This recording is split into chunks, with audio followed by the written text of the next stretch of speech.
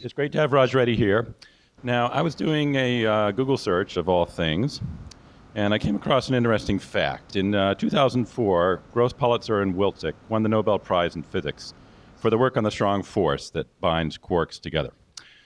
Now, I also discovered that Raj Reddy had nothing to do with that group, and he has never won the Nobel Prize in Physics, although he's won just about every prize in computer science that counts, including the most important one, the Turing Award, as well as the Okawa Prize, the Honda Prize, and the French Legion of Honor Award. Now, so why did I mention that stuff about the quarks? It's because I personally have this theory that Raj is the strong force that binds together the computer science community.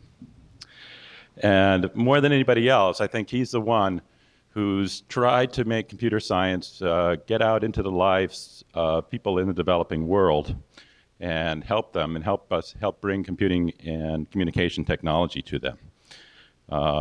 He's run the world's premier robotics lab for 2 decades, and the decade after that, he ran one of the world's premier computer science departments at CMU.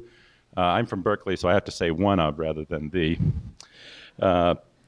He's the founder of the PCTVT project, which I'm sure he'll tell you about, and the Million Books project. And for the Millions Books project, he was the first and I believe only person in the history of the world to get the presidents of India and China to write a letter and put their signature on the same letter to get them to agree to a project. So he is truly an irresistible force, and we're glad to have him on our side, and we're happy to welcome him to Google.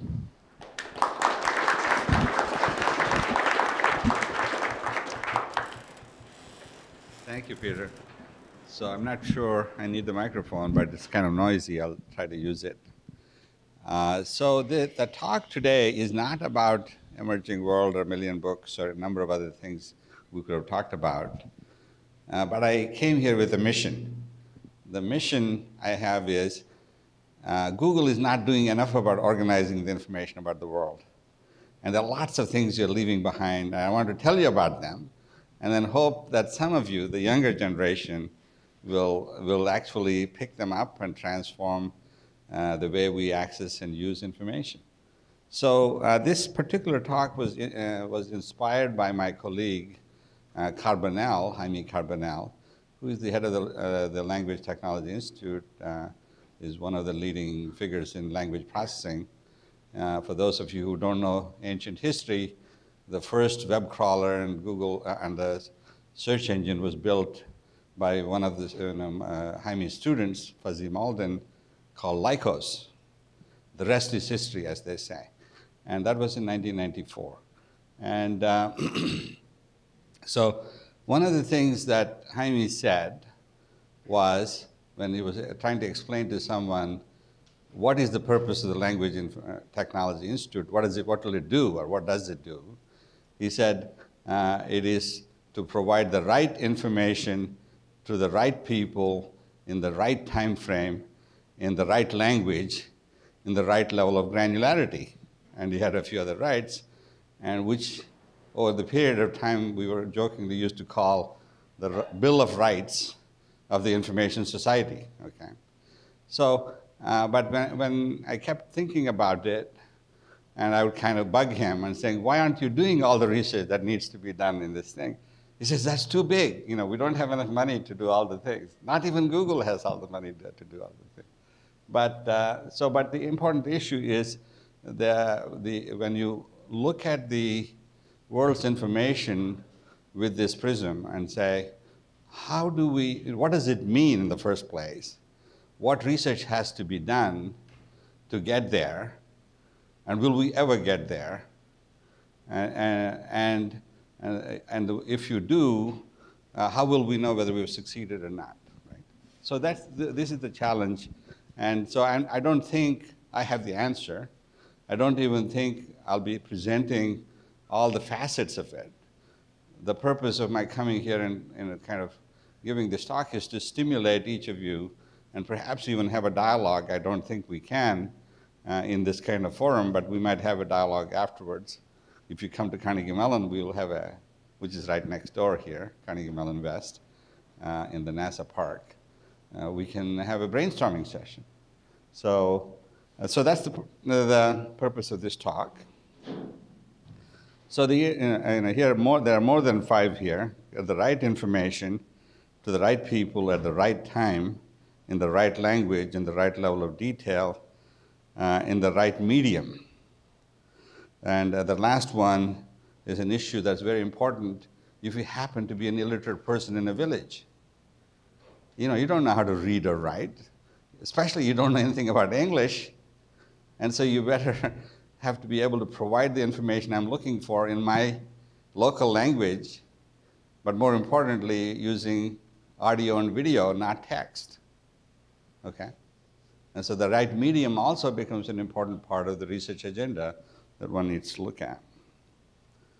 Okay, so as soon as you use those words, they imply certain kinds of research, search engines, classification of information into the right chunks and right formats, and right time frame, anticipatory analysis, machine translation, summarization, speech input output, all of these things, or video input output too. And, but they're part of the solution, but not the entire solution. The right information just doesn't mean searching something and displaying a list of all the possibilities. It may be the right information without clutter, right? And the question of how do you kind of get only the right information, not everything else under the sun, perhaps, may be one way of looking at it. And another way of saying it is if you're a kid going to school, the right information to you is knowing about the things that were discussed in the class today. Or if you're about to get married, knowing the information about where to get all the relevant, wedding planners and all kinds of other things, solutions for that particular situation. So the right information has many contexts and many connotations to different people at different times. So the right is very difficult to define, I'm finding. And I don't know what the right answer is, but I'm just giving you examples of this. The right people, is again something that you can define. If you're about to be hit by a tsunami, you don't want to, it doesn't matter if you broadcast it to the whole country of, Thailand. Is the people on the shore that are, sunbathing or or fishing or something that are going to be impacted. They are the ones that need to get the information. And by the way, they don't have days or hours or something. And furthermore, it is a push technology, not a pull technology. So you have to be able to kind of figure out how do you get the information to them in ways that are not usually kind of where I go and type in, is there a tsunami coming? And then it tells you something about it. So there are lots of very complicated, complex issues that this set of rights that Jaime Carbonell proposed seem to raise, and we don't yet have, as a community, language processing techniques community, don't have a broad research agenda that covers the whole spectrum of these issues. That's the thesis of my talk, basically. So now what I'd like to do is kind of take you through quickly what we are doing at CMU, which is less than, as I was telling my colleagues, which is less than 5% of what we need to be doing. And that's rightfully so, because we don't have the resources to do everything that needs to be done. So, in search engines, the right information from the future search engines, how to go beyond the just relevance to query and popularity, I'll talk about a little bit more. Second issue is eliminating massive redundancy. And for example, if you say, type into Google web-based email, it should not result in links to various Yahoo sites promoting their email, not even non-Yahoo sites discussing just Yahoo email, but should just say link to Yahoo email, Gmail, MSN mail, and a comparison between them, perhaps. That's much more what we call relevance rather than massive redundancy into the thing. The second issue is harder to do, and we need to somehow organize the world's information is way. What information is trusted, and what information is just pure marketing, and what information is snake oil. Unfortunately, the web publishing paradigm permits all of them to have equal weight. So we need to figure out how to begin to go towards trusted information sources. At one point, I proposed to my friend Bob Kahn, who is one of the inventors of the IP protocol and the internet, that maybe we should have a AAA web, authentic, archival, and always available information. So how do you make sure it's authentic? That means you have to register your information with some trusted society. Maybe Google could set up such a thing. You can submit your information, you get a checksum or something, and then every time you access this information, if you have changed anything, it'll say, no, it's not authentic anymore, but some other information. You're not getting the original information that is certified. So if anybody has changed it, including yourself, then it's no longer the original information that was certified or trusted. This is where the peer-reviewed journals they're different than web sources of information. And peer-reviewed journals are not cannot be changed. That is, they're printed and published, and they're reviewed, and somebody certifies that this is high-quality material, and then it's there forever in that form. They may be wrong or right, doesn't matter, it's there, right? So we don't have trusted sources of information at this point. So I'll talk about these three subjects: maximum marginal relevance, and novelty detection, and named entity extraction, as three narrow topics within this right information, which is what we're doing. So most query systems kind of simply retrieve everything that's relevant to the keywords that you typed, right? Sometimes that's not enough. Things like novelty, timeliness, appropriateness, validity, comprehensibility, density, medium, all kinds of things might be also appropriate, rather than just purely relevance to the thing. Novelty is non-redundancy, if you want to call it that.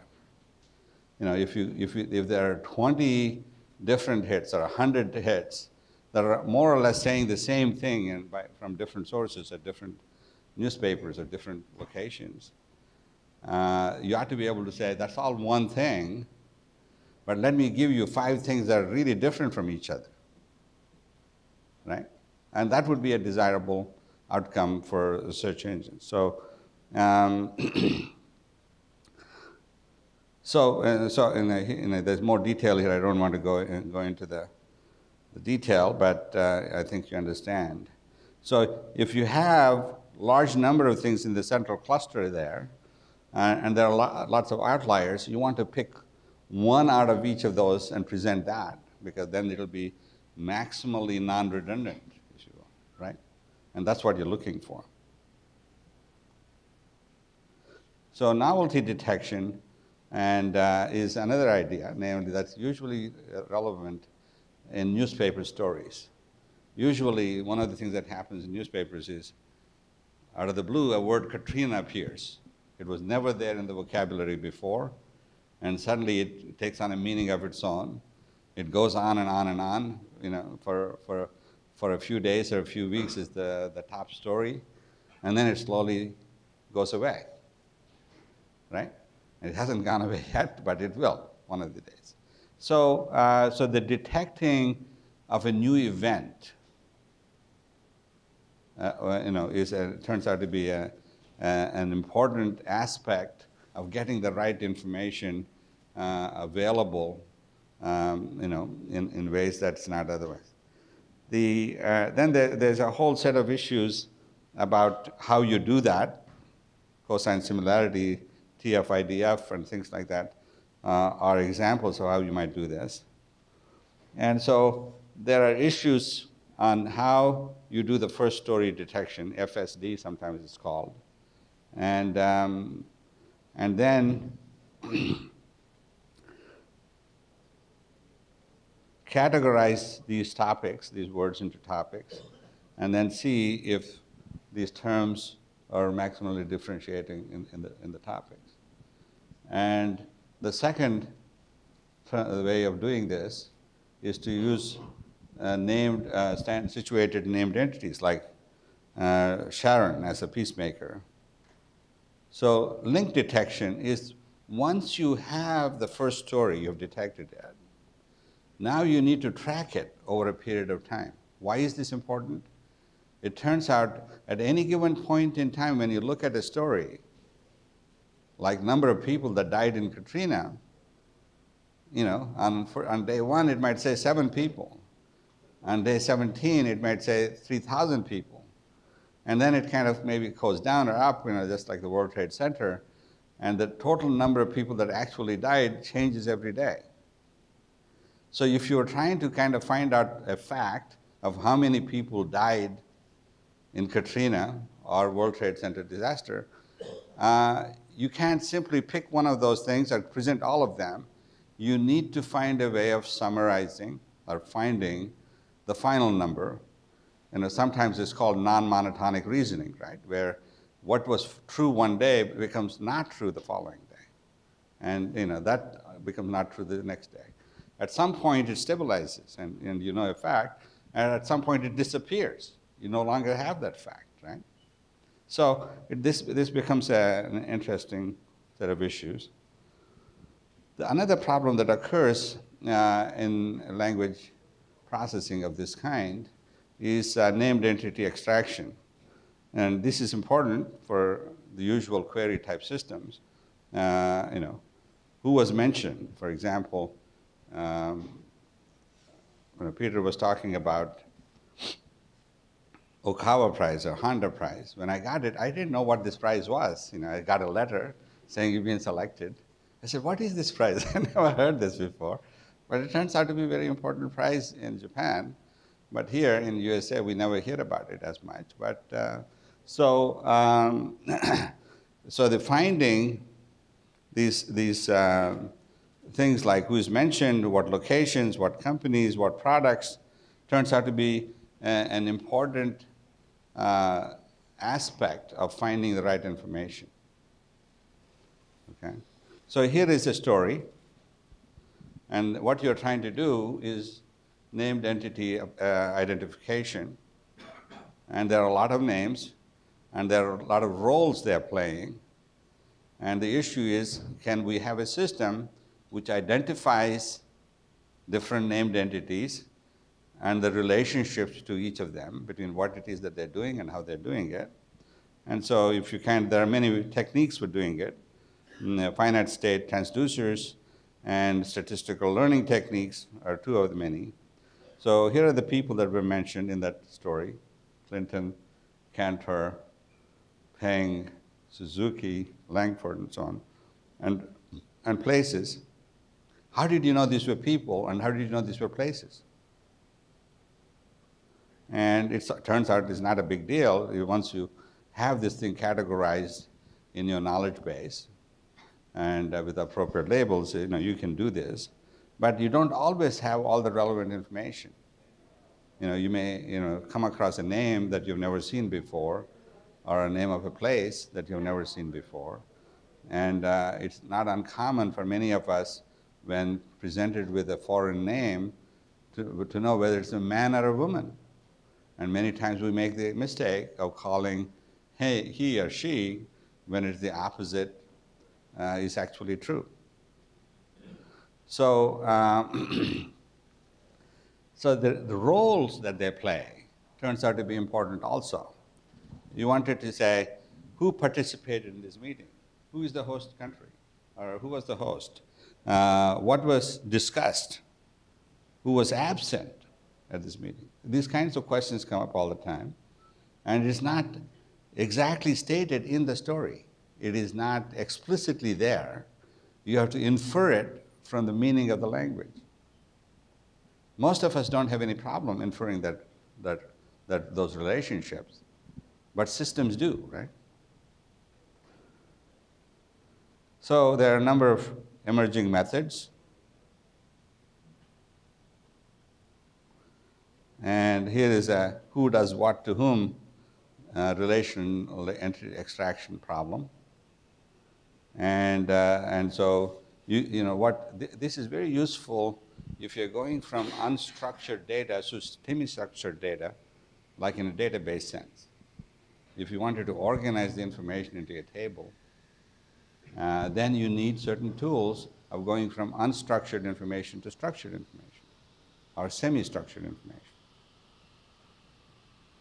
So those give you a kind of 2 or 3 topics that we're working on at CMU, named entity extraction, novelty detection, first story detection, and maximal relevance, marginal relevance.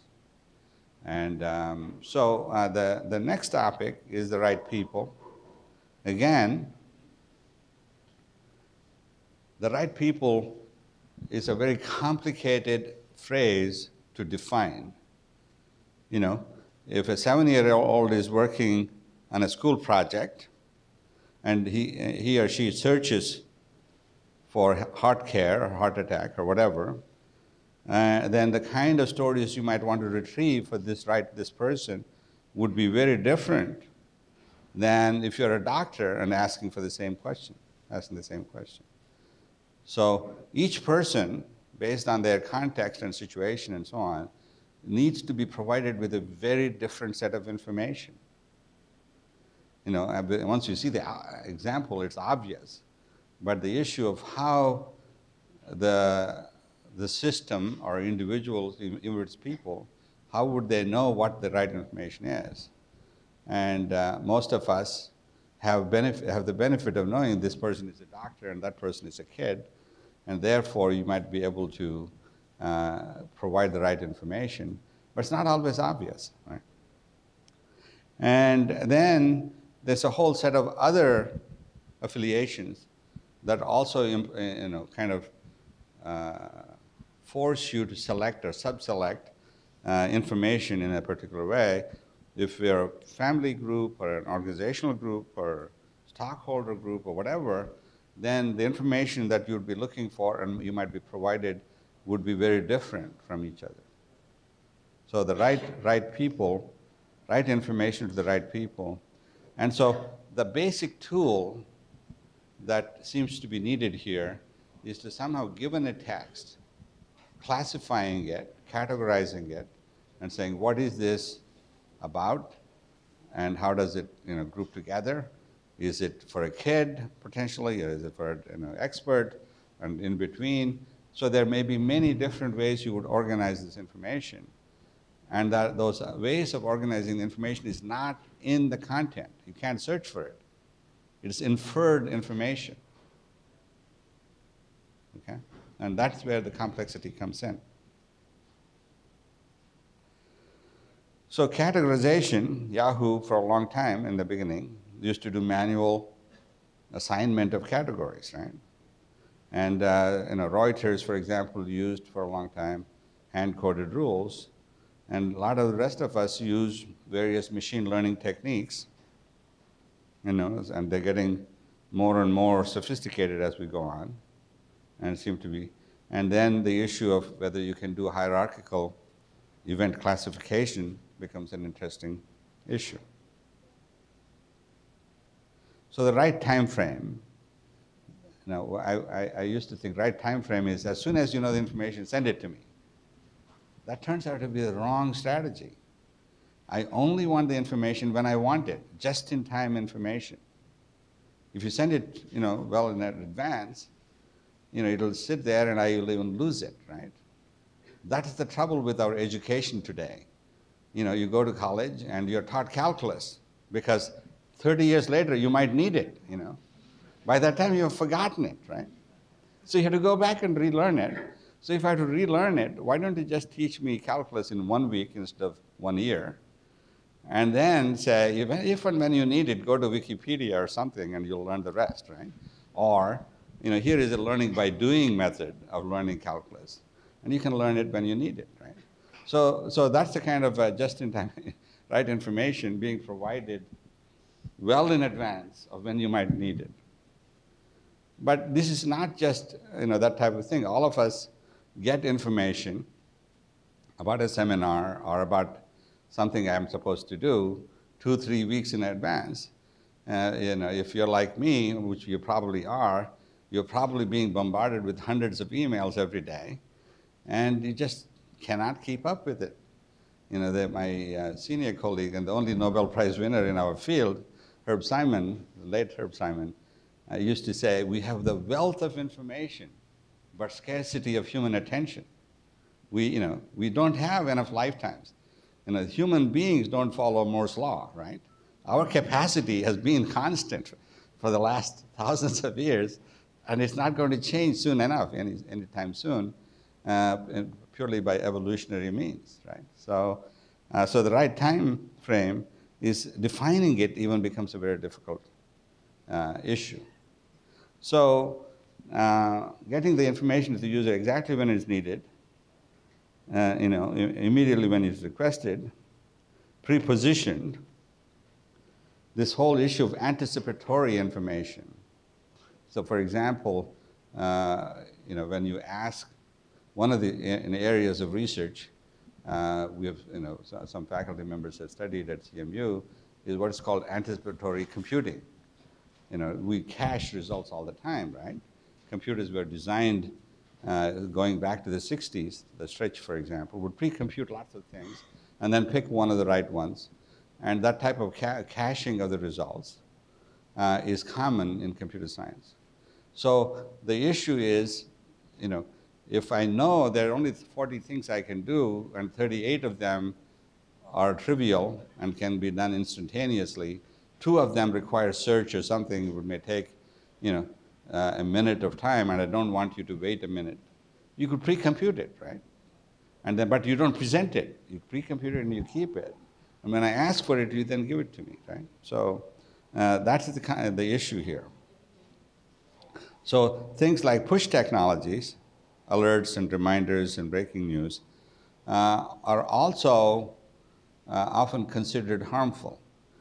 Just because the Steelers won the Super Bowl, I don't need to know it the instant the certain event has happened in the Super Bowl.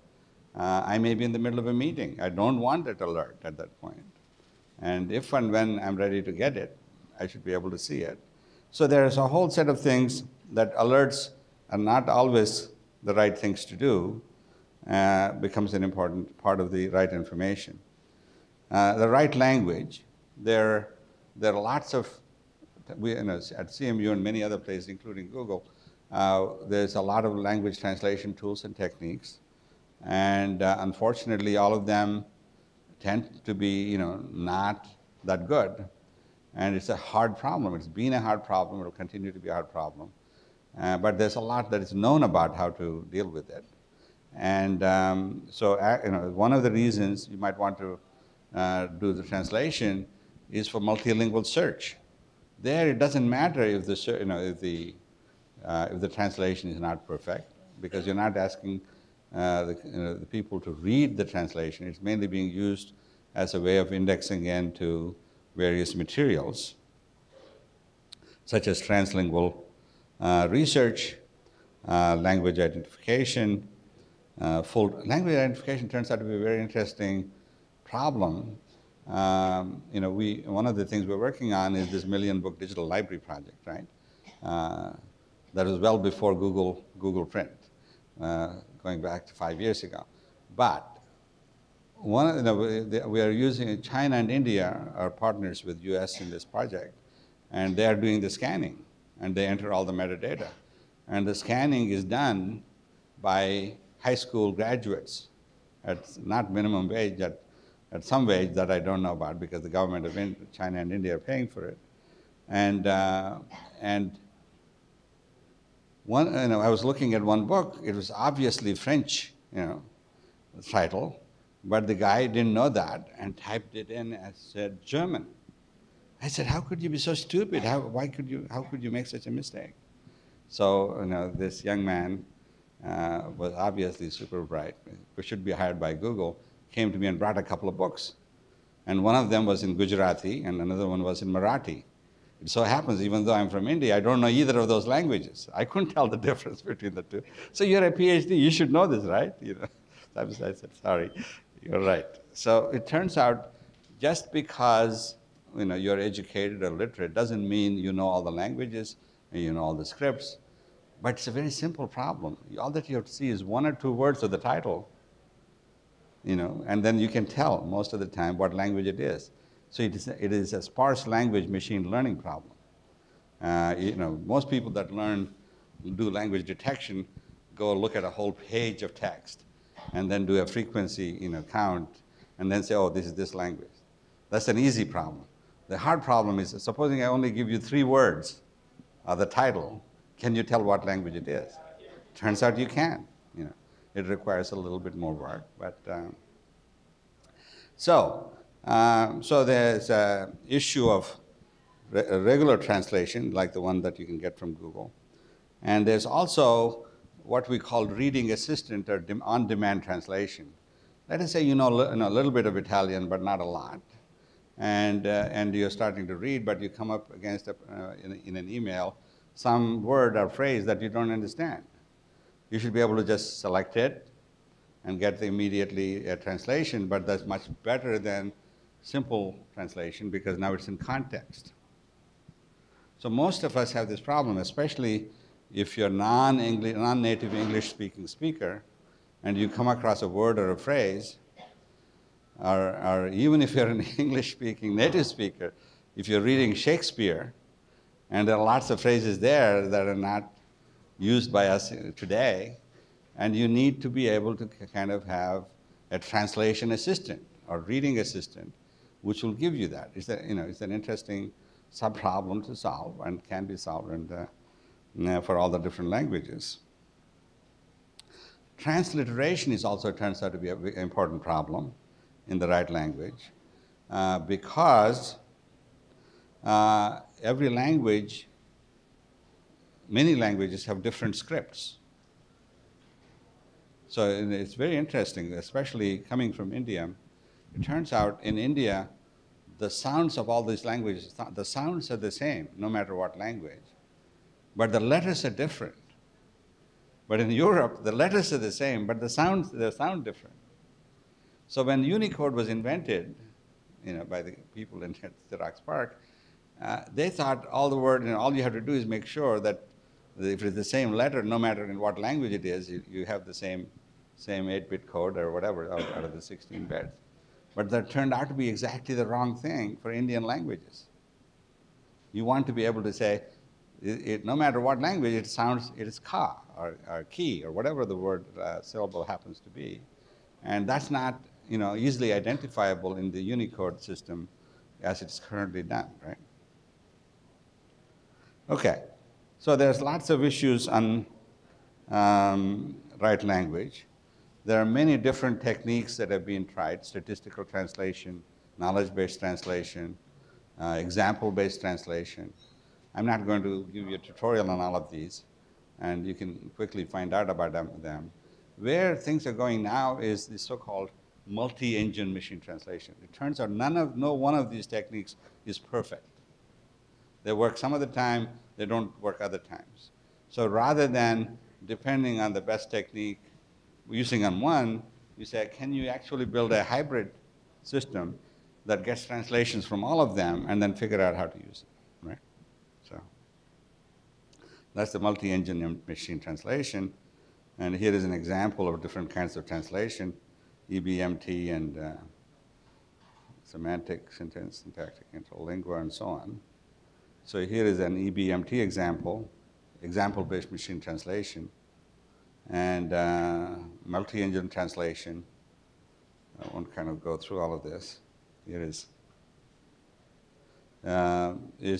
you get 3 different translations, and it turns out you need to figure out a way of selecting the right ones. That itself turns out to be a hard problem. How do you know this is the right set of things, right? And that is designed, that is determined by looking at the naturalness of the sentences. There are ways, if you ever worked on natural language generation as opposed to analysis, this is one of the issues that you spend time on. Okay. what we can do in new languages, what we cannot do yet, okay, is an important set of things. At CMU, we work on what we call orphan languages, obscure languages that Google may not be interested in, or most people, commercial organizations would not be interested in. The reason we work on these is we get funded by DARPA. DARPA wants to know how to translate push-to into English, or Swahili or some other language, and that's not something that you would normally consider as a research topic. Okay, the next interesting aspect of Bill of Rights is the right level of detail. And there are a number of aspects of level of detail, and I'll present some of them here. One of them is this issue of, if you have a document, if I have a report that came up on a Google search, I want to read it, I don't have the time to go through 300 pages. If there was an automatic summarization technology that will produce a summary for me, that would be very useful. And there are such tools and techniques. They're not good, but they're okay. But, and people stop at that point, is really not adequate. What you need is a hierarchical summarization. You need a one-line statement, a headline saying, what is this book about? And you need a paragraph, an abstract or something, and then executive summary and a regular summary. And so you can have 4 or 5 levels of detail of the same document. And one way we kind of characterize it is we say 10-word summary, 100-word summary, 1,000-word summary, a 10,000-word summary, right? And so information structuring, here it's not 10 words, it's 20, I guess. Headline, abstract, summary, and document. And the scope of the summary can also be different in different places. You can kind of see what the issues are. And this 2x2 matrix is a very illustrative of the kind of problems that you run into. One of them is when you just go do a generic query like you do onto Google, right? And if you're asking the question, do I want to read any further? What you want is a short abstract in the right column, query free. And if I want a summary where I don't have the time to read a 100-page book or 300-page book, give me a summary of 10 pages or 20 pages. Then those are the executive summaries. But neither of them are appropriate if you're actually looking for a highly focused response to a question where you say, you want to filter the search engine results by clustering them or grouping them to determine whether you want to read any further at all. And the query relevant summarization for busy people is, I don't want to read this article, I want an answer. And it turns out, I used to think this was only important for busy people. It's also relevant to an illiterate person in a village. So if this person goes to a computer or pays somebody to do a search for him and says, I have AIDS, what do I do? What they don't want is 10,000 or 100,000 links to AIDS-related articles. They are not competent to read and summarize and analyze and integrate the information that is there. They're illiterate or semi-literate. So what you want is something that will actually understand that knowledge and say, oh, you have AIDS, you need this cocktail. And then you say, where do I get it? And you get another answer. So it turns out the kinds of information that's needed when your query with highly focused requirement is essentially you want the computer to solve the problem. And so some of the types of work that Ask Jeeves and others tried to do earlier is related to this. And I think Google Answers might be related to it. For whatever reason, Google Answers has never taken off, at least I haven't seen a lot of buzz about it, but probably people use it still. So there maybe if we remove the cost angle, it'll be more successful. But solving problems is different than just providing information. One of this is passive knowledge, and the other one is active knowledge, right? So, in the right medium, finding information and providing information in non-textual media turns out to be very important also, and there are a number of issues, research issues in these areas that many of us are working on.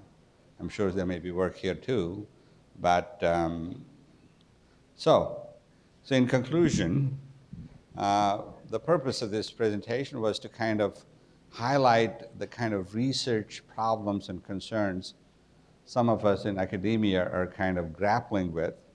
No doubt there are people at Google Research and Google Engineering that are also working on these problems. And the issue is how do we make substantial progress? And the only way that will happen, I think, is for us to begin to have kind of professional conferences in each of these topics, maybe organized by Google, a 1-day or 2-day or 3-day symposia that will actually bring all the people working in this thing in a public disclosure without having to sign an NDA or something, where you can actually present the ideas and kind of go forward. And that's one of the things I think we need, especially in areas where things are still very fuzzy of what the right way of approaching the problems are. Thank you.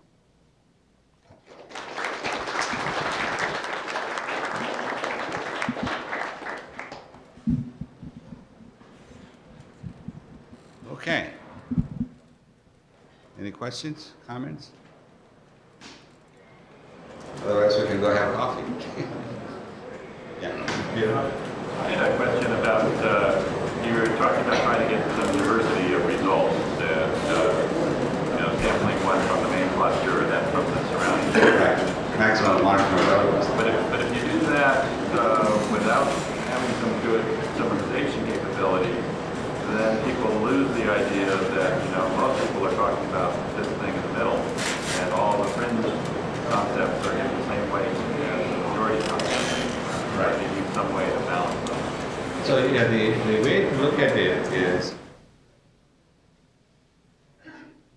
grouping together relevant subtopics into clusters doesn't imply you have to throw away the detail. You might all be there. But it's like Google News does, right?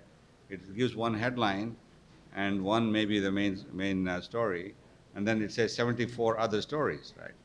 And so if somebody wants to see how the same story was reported in multiple different locations, you can get it, right?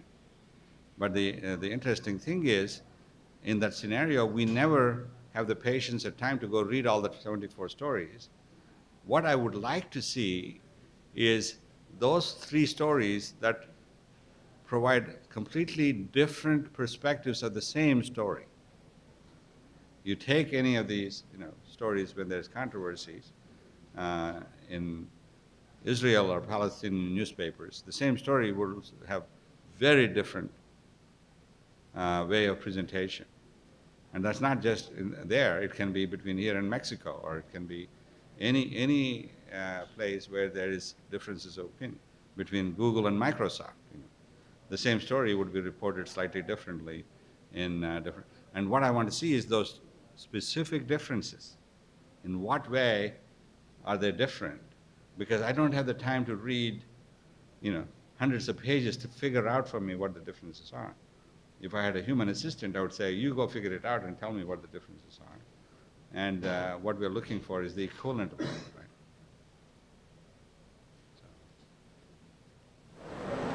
So. Okay. Thank you.